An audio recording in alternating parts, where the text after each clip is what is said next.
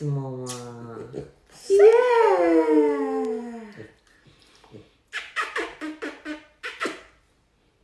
Kiss Mama. Thank you. Good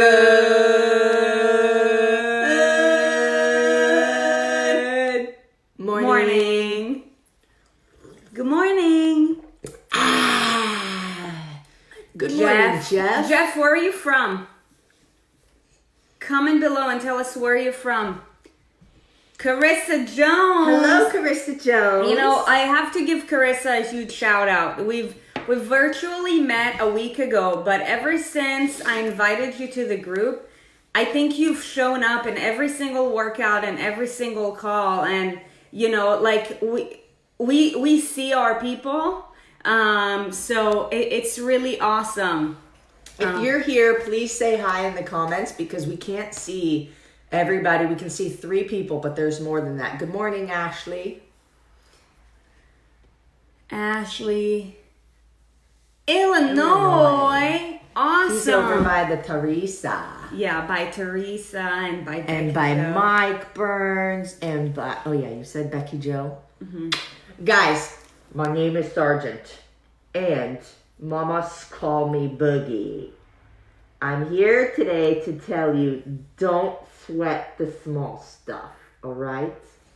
You know what? I want to, have you guys ever seen dogs and noticed that most of them are in really good shape, like obesity, being overweight. Like dogs don't have that problem unless their owners are overweight. Okay, that's because you become a byproduct of your environment. Doesn't mean that you're just going to gain weight from air, but that means that if your owner has a specific kind of habit, chances are that they're exuding that habit towards you as well, so that they're feeding you.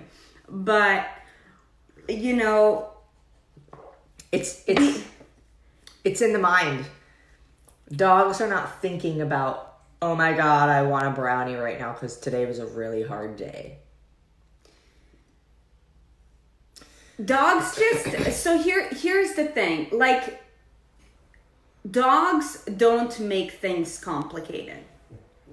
It's like, here's food, I eat it. Mm-hmm. Right? And most Americans think that way too. True. That's the problem of food that's in abundance. But just because it's around you doesn't mean that you have to. I want to give a shout out to Dawn, because she's a person of high discipline. Right? So like when you have discipline, it's really easy to say no to something that you know you shouldn't have. Now, most people don't have that, and I think we talked about it on Friday's episode, that, you know, your discipline muscle is something that you have to flex. You have to practice. It doesn't purpose. It doesn't just happen overnight. But can I say also, dogs don't have as much freedom of choice as we do. True. They eat the food that they're fed. We choose the food that we're fed and how much of it we want to eat. Yeah. So there's also that. Yeah, for sure. So now here's the thing. Do you guys notice that right now we are the most advanced we've ever been with like nutrition, science, like technology, bullshit, like none of that matters. What matters with nutrition is keeping it simple. And, you know, this is something that we've talked about numerous times. You know, if you're at a point where you're feeling stuck, you're feeling overwhelmed. By the way, I would love it if you drop an emoji if you feel like you're either overwhelmed, if you're feeling stuck, or if you're just, you don't even know what you need to listen to anymore because it's like everything that you've tried haven't worked. If you can just take a second to be vulnerable and just raise your hand, because we want to dive deeper into this topic. But here's the thing.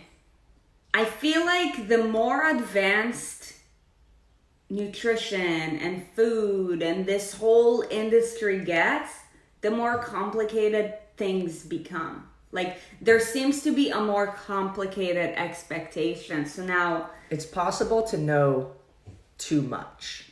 Yeah.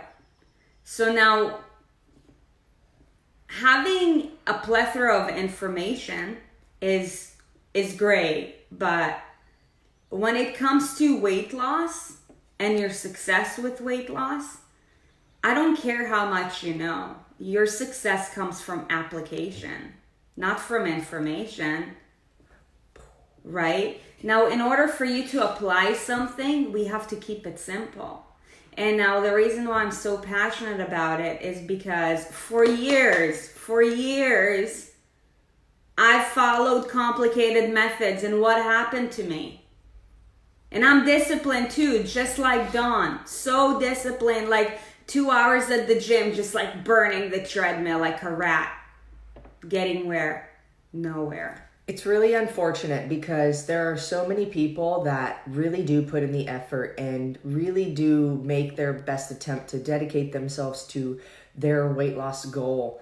And you're given information and strategies and nutritional techniques that are ridiculously overcomplicated, and then you're made to feel like a failure if you can't follow through with it 100%. So what does it mean to sweat the small stuff? What we mean by that is the things that don't matter in nutrition. Can I get a thumbs up if we would agree that fruits and vegetables are good for everybody? If you disagree, give me a thumbs down. If you agree, give me a thumbs up. Now, can we all agree that any kind of sweet potato, rice, oatmeal, grain is also healthy? I don't think people are gonna agree with that in the room. Because the thing is, okay. Right, but the reason that I ask that is because we would all agree that fruits and vegetables are good for us. And what I'm getting at is carbs, the topic of carbohydrates. This is one of the things that people sweat all the time. The small stuff, okay? Yes, there are a crap load of carbs that are not good for us. So we think that because those carbs make us fat, that carbs make us fat. But not all carbs are created equal. So when we talk about not sweating the small stuff, it's so fruits and veggies. Let me see if people gave me a thumbs up. I don't know what they're saying yes or no to, but fruits and veggies, we would all agree are healthy for us. I will tell you, fruits and veggies both have carbs in them to varying degrees. Veggies much less than fruit. However, if something is good for you, how would it make you fat? Have you guys, this is something that, we always say, like, have you ever heard of somebody who became overweight from eating too much blueberries? Right? Like, blueberries a carb, but, it's not, a carb is a really good example. The carbs are a good example. This isn't the topic of the show today. But carbs are a good example because we think, oh, I just made a post on the group who's doing the quarantine wellness challenge, because we get different questions, and I know that many people would benefit from the answers. And the thing is, if you ask yourself, or if you've ever thought to yourself you shouldn't eat fruit because it's a carb and it's sugar and it's going to derail you from your weight loss goals, that's sweating the small stuff. Fruits and veggies cannot be bad for you. So if you're thinking, oh, well, and you're weighing and you're measuring everything, and you're like, well, I'm only supposed to have X number of ounces of carbs, and this apple weighs 0.2 over, so I better cut off a sliver of it so that I don't mess up my goals. That's sweating the small stuff. It's not because an extra sliver of apple that you're not going to get to your goals. It's because you eat the extra sliver of apple and you feel like that's wrong. So then you're like, I'm a failure. Fuck it. I'll eat everything like I'm a bear. And that is the problem with sweating the small stuff, is that it derails your mindset into thinking that you're a failure. And now why continue? You've just failed another thing, right? So this topic came up inspired by the hand size portion measurements that we use in any of our nutrition programs, which are genius once you get the hang of it, because it makes you realize you don't have to sweat the small stuff. You don't have to weigh and measure everything. You don't have to the ounce, to the gram, to the whatever in order to get to your goals. It's not about that. It's about the brownies you eat over the weekend. It's about you drink and you get tipsy, and then when you're tipsy, you want to eat all the stuff. That is what derails you from your goal. Can I get an amen? Amen. Thank you. Yeah. Jeanette, I love blueberries. I had a thought and it left my brain, and I don't know what.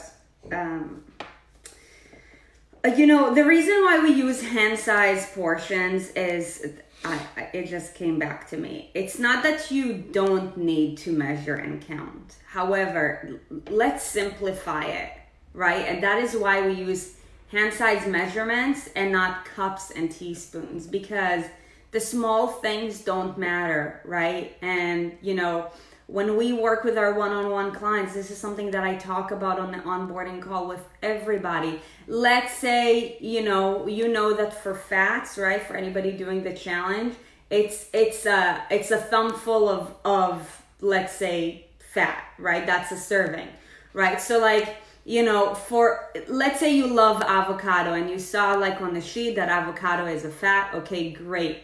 And don't worry about how small should I cut the piece. It's in fact, I don't care if, you eat a half avocado. Just be mindful that a half avocado is probably about 2, maybe 3 portions. And that's the truth. The goal is not about perfection either. Don't try to seek perfection on day one. Especially when it comes to healthy foods. Just like first day of, let's say, ballet practice, you didn't become a professional ballerina. Or the first day of American football practice, you didn't become Tom Brady.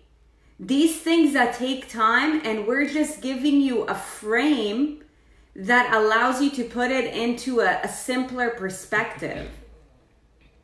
Why the hell will I want to tell you 15 grams or things where you count to smaller decimals when you haven't even mastered the basics? Or even if you have mastered the basics, you shouldn't sweat the small stuff, because by sweating the small stuff, it makes it extremely complicated to follow through with. And this is a great example is bodybuilders. They're the ones who follow macros. I think it's where it came from. Right. And what happens to bodybuilders after they step off the stage? They all gain weight. Because there's a very small percentage. It is boring, because it is extremely boring. It's bland and it's extremely strict. And when something is really, really strict, it's really hard to follow. And when it comes to your overall life success, right? It's not the extra 5 grams of fat, of healthy fats that you eat every day that count. It's the habits that are not in place yet. Yep. That add up way more. There are things that need to be earned. And if you're talking about doing Whole30, intermittent fasting, keto, paleo, whatever, those need to be earned. And there's a reason that every single person who tries, struggles, and sees themselves as a failure at it is because you haven't earned it.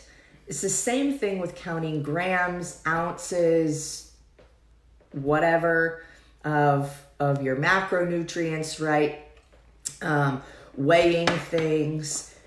That has to be earned. And to be honest, you most likely don't even need to get to that point unless, 1, you are a professional athlete in your sport and your income depends on it, or 2, you have earned the foundational habits to progress if you're wanting to take something to the next level.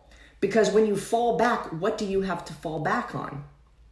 Shitty habits that depress you because it takes you backwards even further than when you started? Or do you have to fall back on good habits, good foundational habits? And the whole purpose of any kind of program that we do, if you have first joined our community in any way, shape, or form, the first thing that we do is give you basic foundational habits, so that if in the case you do want to experiment with something like intermittent fasting, which does have amazing science behind it and the results that you can get. However, if it's not sustainable, you're going to feel like a failure, because at some point you'll get sick of doing it because it's not fun, and then you're going to fall back on whatever habits you began with. So you might as well turn those habits into good habits, so that if you fall back, you're falling back on a soft surface, not on the rocks. Yeah. Makes sense? Can I get an amen? Amen. And real quick, something about falling back. There's nothing wrong with falling back, because if you don't fall back, you can't grow. However, if you keep falling back the same way every single time, then now we have a problem. A big problem. Right? But if you don't fall back, then you don't learn. And why is it a problem to fall back to the same thing every time?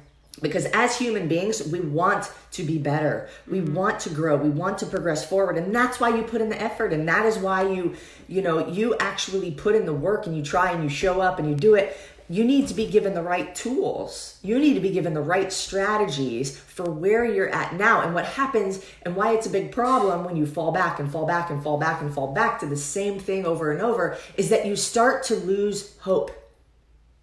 You start to not believe in yourself. And that is the saddest thing. It breaks my heart, because most of the people that come to us, and I would even say women especially, there's men too that are in this category, don't get me wrong, and we work with some of them, but our minds are different. Our brains are wired differently. And so the way that we approach food and our relationship with food is very different. Now, what happens is that because you don't believe in yourself, you struggle to move forward. And now, the amount of times that you have failed over and over and over again, you actually have a hard time believing that the first steps that we give you are going to be effective. But anybody in the house right now, I see 17 people on this live, which is absolutely incredible. I remember almost a year ago when you started this, it was like we were like lucky to get 4 people live. But anyways, that is the beauty in consistency. Keep that in mind. Every single time we start with the first set of strategies with any of our one-on-one clients, the response is, that's all I have to do. And it's easy to be skeptical, and it's completely understandable. And that is why we check in so regularly, because we understand that there's skepticism, because there's no way that this could possibly work being that easy, because everything I've done in the past has been so freaking difficult. So it doesn't have to be complicated. And it shouldn't be. If it is, then you're not doing it right. Because if it's complicated, it's hard to follow through with. And what are the results that people get within their first 3-4 weeks from doing almost nothing in the way that they would describe it? So whoever is currently working with us one-on-one in the house, can you just please share with us, like, what have you experienced as far as your results go? Sarah Novik yesterday messaged me, and by the way, shout out to her, happy birthday. Sarah too? Sarah Novik. Happy birthday, Sarah. Why? Who else's birthday? I thought it was Corinne's birthday. Who? Corinne? No, that was Sarah that I messaged. Oh. But I did talk to Corinne too. Because we do daily check-ins, because it's important that everybody's on track every single day, because every single day matters.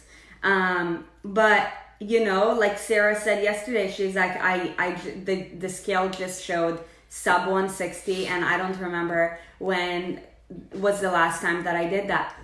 Here's the thing, it's because Sarah has been consistent for 30 days. It's not about having like, oh my gosh, I'm doing this super like intense keto intermittent fasting. I'm not allowed to have this or this detox, or this or that. blah blah blah. You know what? If you're doing that, then good luck making it to day 10. But I know that your life is not going to change in 10 days. And anybody who will tell you that your life will change in 10 days is lying to you. Your life can change in 10 days if every day you show up. But then it's not just going to change like that. Because success is a journey, and transformation, whoever just got done with a transformation, let me get an amen from you, because you know that too. Transformation is a journey. Hashtag I am raw. Exactly. It is a journey, which means that it takes time, and it takes time because you have to be consistent. And if you're not consistent, nothing matters. And when you focus on decimals and small numbers and food becomes a lab, then guess what? I remember that I hated labs. And in fact, I failed organic chemistry and I had to retake it in the summer. Why? Because it's boring. And when something is boring, you don't want to do it. But when something is easy, you'll do it all day. And that's what food is. Food is really easy. It's simple. It's your mind that fucks you up. Yeah. So Sarah said it wasn't a big change. It was being mindful of BLTs, bites, licks, and tastes, and focusing on quality of food. That's not difficult, right? You become mindful of what you're eating. A lot of people are just like walking mindlessly numb. Not so much now that we've been forced to communicate with each other. We've been forced to take extra steps to communicate with one another and get closer to our families. And I remember saying, what's one of the best things that's come out of this like quarantine for people? It was like spending time with my family, getting, more quality time with my daughters, and where was I going with this? I don't know. Me neither. But doesn't matter. It doesn't have to be difficult or complicated. You just have to become mindful of what you're doing and make subtle changes. There's things called keystone habits. And it's a habit that when you change, by default, changes other things within your routine, right? And those are massive bang for buck habits. Because if you just focus on changing one thing, you then, by default, begin changing other things to support that one thing. But you're not thinking about, I have to change this and that and that and that and try to do 9 things at one time, which you're only going to be able to do for so long. You're focusing on one thing only, and it's simple. And you dedicate yourself to that one thing, lots of things change. Once that one thing becomes the new thing and it's just normal and it's a habit, then you can focus on another thing. The problem is that we focus on too many things at one time. Mm-hmm. Okay, now I have to drink a gallon of water a day and I have to cut out all carbohydrates and sugar. And I have to do 2 hours of cardio. And I can't eat after 5 p.m. And and I heard that eating cheese is bad, but I really love cheese. And so 6 days a week, I'm not going to eat cheese, but on Saturday, because it's my cheat day, I'm going to have enough cheese for my entire neighborhood. Okay. Now we're saying that because we've been that. And that's why we can relate to it. Right? Like there's so many times when I talk to my female one-on-one clients and and I call them out on things that they don't even tell me because I get their patterns on a deeper level. Why? Because I've been that. And shout out to Sarah again, because today she confronted me and told me, you said something the other day that really made me upset. Now, if I'm making you upset, it's because I think I'm speaking the truth and you never thought about it before. But the reason why I can get to that is because I've been that. If I didn't experience it myself, I wouldn't be able to get it like that. If something that we say stings you, ask yourself why. Mm-hmm. Why does that hurt? Why did that make you upset?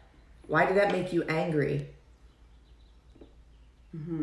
Is it false information and so you're mad that we're providing false information?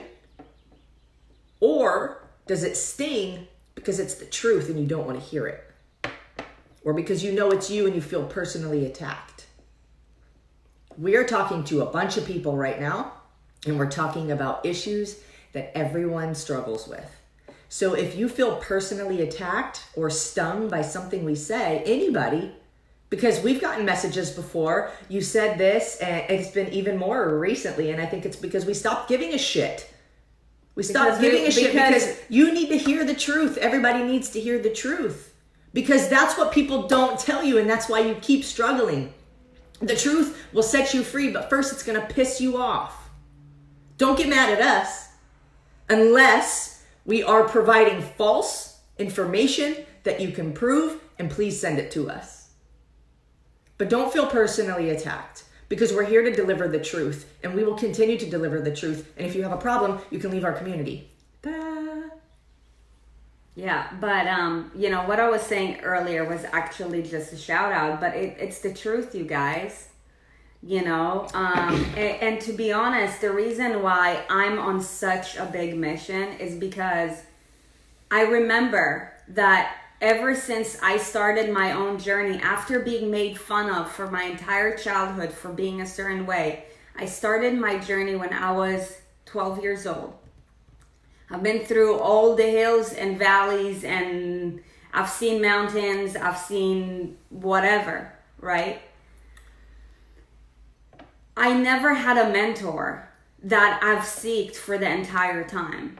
So after having overcome it, I honestly don't know how I did, but there were 3 dudes who just guided me. And I was able to find light within myself, and I've overcome it. And without even realizing, in the back of my brain, I put together a system of how to overcome every single failure that I had. And then having achieved it myself made me realize that, for one, I'm capable. So if I'm capable, I know that you're capable. But for 2, the reason why our mission is so big is because when we were both lost for so many years, if we had that one person who spoke the truth to us, who guided us, who was there for us every single day, regardless of whether I had an amazing day or regardless of if today is the worst day of my life, that person was always there. If I had that person in my life when I was 12 years old, I know that things would have been different, but here's the thing. Everything in life happens for a reason. So my mess became my message. And that's why we're showing up so hard every single day to provide to you, to give to you, with hopes that, whenever we make an offer here and there, you take it and you start changing your life. Yeah. Because listening to us every single day alone is not going to change your life. Acting upon it will. And look, we're not here to hurt anybody's feelings. Mm-hmm. We're here to help. And like I said, if your feelings feel hurt, ask yourself why. And then instead of saying, well, I don't like them because of X, Y, Z, if it's the truth, then say, shit, maybe they're right. And I'm not claiming that we're always right. However, if you're in this group, it's probably because you relate to us on one way or another. And I will tell you, the struggle is hard.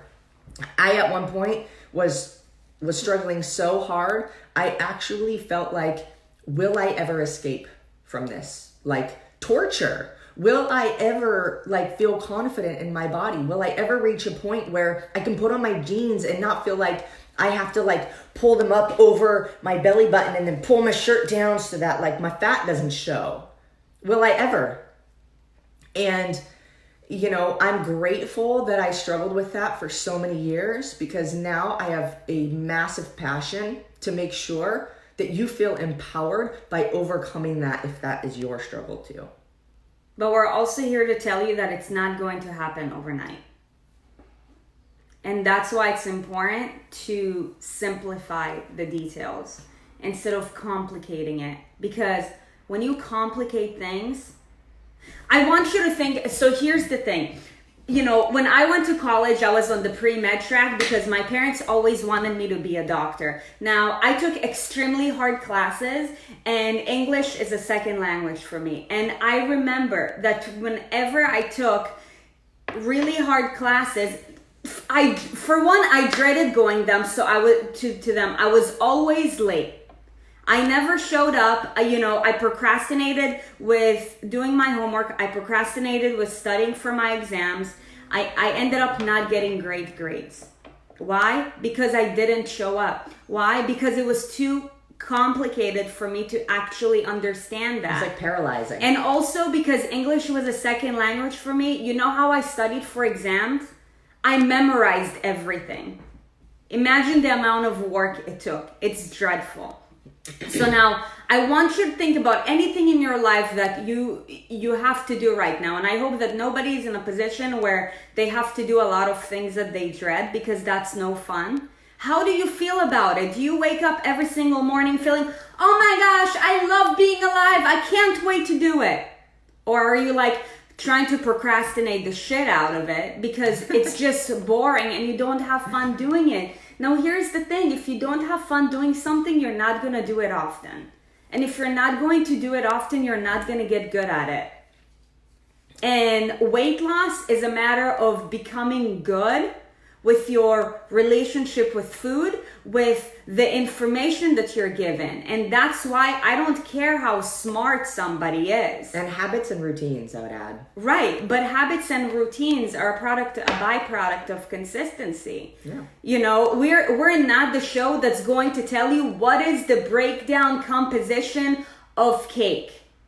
Right? Like, we're not the smartest people in the room, and we don't care to be that, because the smartest person in the room doesn't necessarily change the most amount of lives. Because if we were to speak to you in big phrases and language, like, who is going to understand that? You're going to be so bored and be like, I'm out. I don't even know what's going on. Right. So remember, like, for anybody who's doing the challenge, like, don't try to be perfect. Anybody in anywhere, ever. Right. And don't focus on perfection. Focus on progress. Right. So if you're doing the challenge right now and you only have 3 targets to focus on today, 3, that's it. Focus on doing as best as you can within these targets. And guess what? If you're not perfect at it, that's fine. The world doesn't end either. Because what you're going to notice within 28 days is that in order to make progress, you don't have to be perfect. You'll find it becoming normal. So let's wrap up. Yeah. Thank you guys for being here. If you found this helpful to you, or you thought of somebody at the time we were talking, at any point in time during this video, please share with a friend. These are all going on YouTube now too. So if you could do us a massive favor and subscribe, like, comment, whatever you feel in your heart is best for you to do, tag somebody, whatever. It really goes a long way for us, and we're so grateful for your help in building this community. We're over 1,400 people now, which is just super cool. Our goal is 2,000 next, and we're going to get to 10, and we're going to get to 20, and we're going to crush it. And this is your community. So thank you for helping us to build it. Thank you for showing up, not just for us, but for yourselves. We hope that you get continued help through any of these free videos. And if you feel like you want to share, please do so. I just want to give a full disclosure and share a public secret with you guys. One of the interviews that will be done this month is going to be, well, all of them are going to be epic, but we just got confirmed with a CrossFit Games athlete who is going to be on our show, not this Friday, but next Friday. So anybody who either knows people in the CrossFit community, just into fitness or into fitness, we need you to invite your people to that. You can message me directly and I will tell you who that person is. But this is a CrossFit Games athlete. It's going to be great. I think she finished in the top 3 last year. The first of many big hitters. But like we're starting to get big hitters, and in order for us to get that, we're gonna need to have more people in the room, because that's just how things work with big hitters. So like, please, like if you know anybody in the CrossFit community, just start inviting them. And if you need a justification so that, you know, your people will want to join in too, I will tell you who that person is. However, we will make a public announcement later on this week, because we have another epic interview with Kevin Don from our Sarit and Kevin Don series. For anybody who does not know Kevin Don, he's incredible, headmaster trainer for OPEX, but he trains master trainers to become that. And I know that when it comes to training, he's the smartest person ever. And that's why we collaborate with him, so that you can really learn from the best of the best. Group workout, 8 a.m. And that's that. Okay, great. Have a good day. Thanks for watching. We'll see you tomorrow, 6:30 a.m. Bye, guys.